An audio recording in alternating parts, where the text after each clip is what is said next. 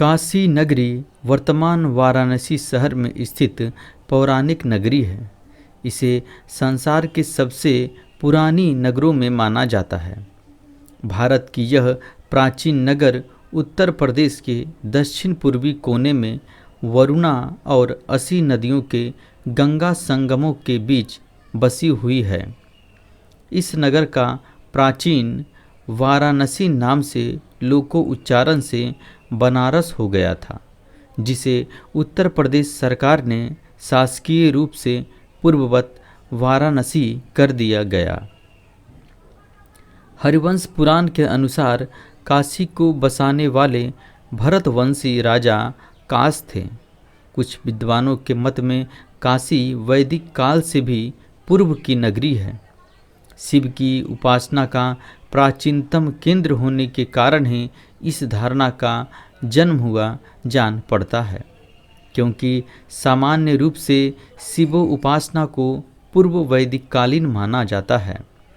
काशी जनपद के निवासियों का सर्वप्रथम उल्लेख हमें अथर्ववेद की पैपलाद संहिता में मिलता है। वाल्मीकि रामायण में सुग्रीव द्वारा वानर सेना को पूर्व दिशा की ओर भेजे जाने के संदर्भ में काशी और कोसल जनपद के निवासियों का एक साथ उल्लेख किया गया है। महाभारत में काशी जनपद के अनेक उल्लेख हैं और काशी राज की कन्याओं के भीष्म द्वारा अपहरण की कथा तो सर्वविदित ही है। महाभारत के युद्ध में काशी राज ने पांडवों का साथ दिया था। बौद्ध काल में गौतम बुद्ध के जन्म के पूर्व तथा उनके समय में काशी को बहुत प्रसिद्धि प्राप्त हो चुकी थी। अंगुत्तर निकाय में काशी की भारत के 16 महाजनपदों में गणना की गई है। जातक कथाओं में काशी जनपद का अनेक बार उल्लेख आया है, जिससे ज्ञात होता है कि काशी उस समय विद्या तथा व्यापार दोनों का ही केंद्र थी।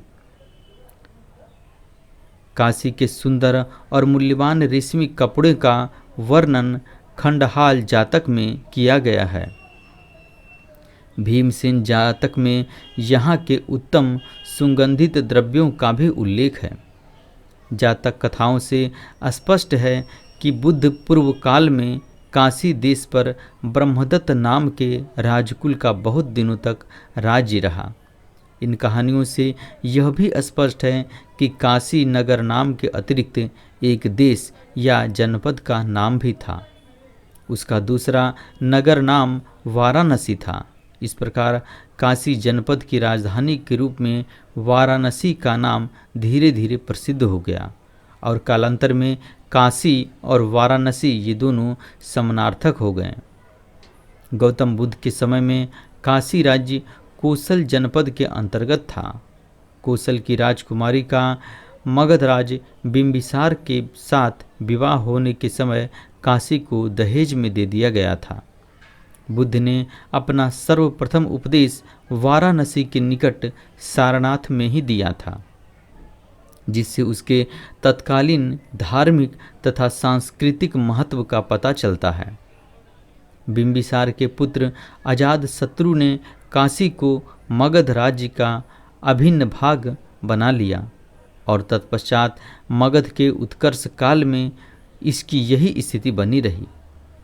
बौद्ध धर्म की अवनति तथा हिंदू धर्म के पुनर्जागरण काल में काशी का महत्व संस्कृत भाषा तथा हिंदू संस्कृति के केंद्र के रूप में निरंतर बढ़ता ही गया, जिसका प्रमाण उस काल में लिखे गए या पुनः संपादित पुराणों द्वारा प्राप्त होता है। स्कंद पुराण में तो स्वतंत्र रूप से काशी की महिमा पर काशी खंड नामक अध्याय लिखा गया है। पुराणों में काशी को मोक्षदायिनी पुरियों में स्थान दिया गया है। चीनी यात्री फाहियान और युवानचांग अपनी यात्रा के दौरान काशी आए थे। युवानचांग ने 7वीं शताब्दी ईसा के पूर्वार्ध में यहाँ लगभग 30 बौद्ध विहार और 100 हिंदू मंदिर देखे गए थे। 9वीं शताब्दी में जगतगुरु शंकराचार्य ने अपने विद्या प्रचार से काशी को भारतीय संस्कृति तथा नवोदित आर्य धर्म का सर्वाधिक महत्वपूर्ण केंद्र बना दिया।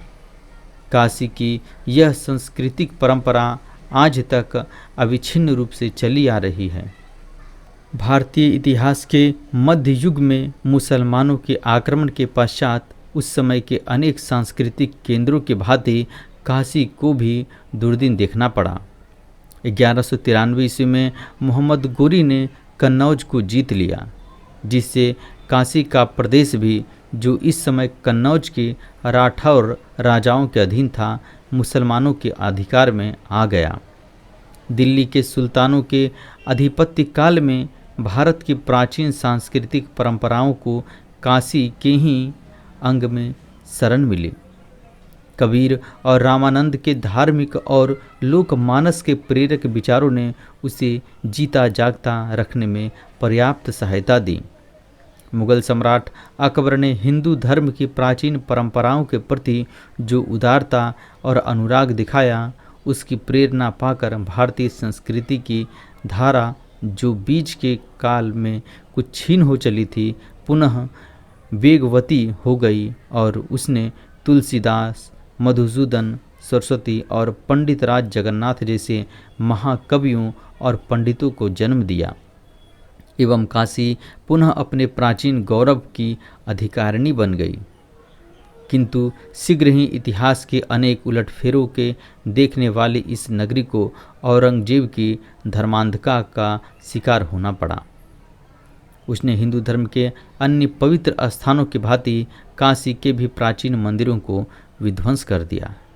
मूल विश्वनाथ मंदिर के तुड़वाकर उसके स्थान पर एक बड़ी मस्जिद बनवा दी गई, जो आज भी वर्तमान में वहाँ है। मुगल साम्राज्य की अवनति होने पर अवध के नवाब सफदरगंज ने काशी पर अधिकार कर लिया, किंतु उसके पौत्र ने उसे ईस्ट इंडिया कंपनी को दे डाला। वर्तमान काशी नरेश के पूर्वज बलवंत सिंह ने अवध के नवाब से अपना संबंध विच्छेद कर लिया था। इस प्रकार काशी की रियासत का जन्म हुआ। चेत सिंह, जिन्होंने वारेन हास्टिंग्स से लोहा लिया था, इन्हीं के पुत्र थे। स्वतंत्रता मिलने के पश्चात काशी की रियासत भारतीय राज्य का अभिन्न अंग बन गया। काशी में इस समय लगभग 1500 मंदिर हैं, जिसमें से बहुतों की परंपरा इतिहास के विविध कालों से जुड़ी हुई है। इसमें विश्वनाथ, संकट मोचन और दुर्गा के मंदिर भारत भर में प्रसिद्ध हैं। विश्वनाथ के मूल मंदिर की परंपरा अतीत के इतिहास के अज्ञात युगों तक चली गई है। वर्तमान मंदिर अधिक प्राचीन नहीं है। इसके शिखर पर महाराजा रंजीत सिंह ने सोने के पत्थर चढ़वा दिए थे। संकट मोचन मंदिर की स्थापना गोस्वामी तुलसीदास ने की थी। दुर्गा के मंदिर को 17वीं सदी में मराठों ने बनवाया था। घाटों के तट पर भी अनेक मंदिर बने हुए हैं।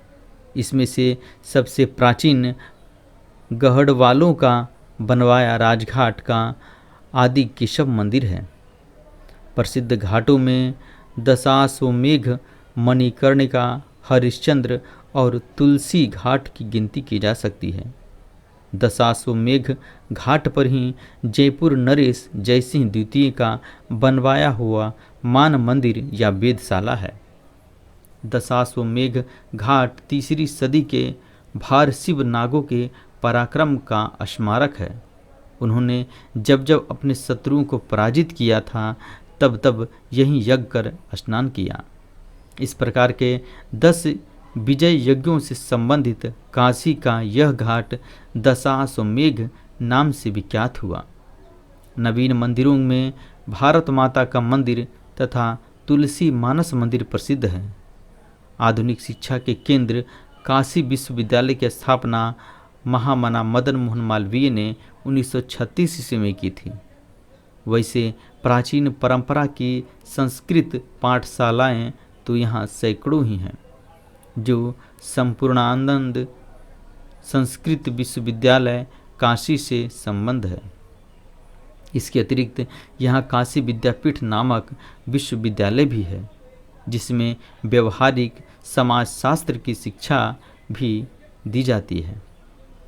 भारत की सांस्कृतिक राजधानी होने का गौरव इस प्राचीन नगरी को आज भी प्राप्त है। दूसरे शब्दों में यह भी कहा जा सकता है कि काशी ने भारत की संस्कृति, एकता के निर्माण तथा संरक्षण में भारी योगदान दिया है। भारतेंदु आदि साहित्यकारों तथा नगरी प्राचरणी सभा जैसी संस्थाओं को जन्म देकर काशी ने आधुनिक हिंदी साहित्य को समृद्ध बनाया है।